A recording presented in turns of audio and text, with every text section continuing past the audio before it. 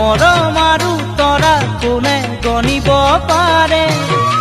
মাথো মৰম কৰা জনে এই কথা বুজে মৰম বিহনে কেনে লাগে চকু পানী কেনেদৰে সৰে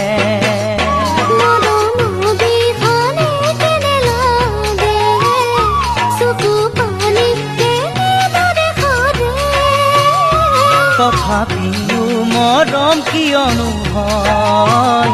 মনে মৰম কিয় বিচাৰি ৰয় তথাপিও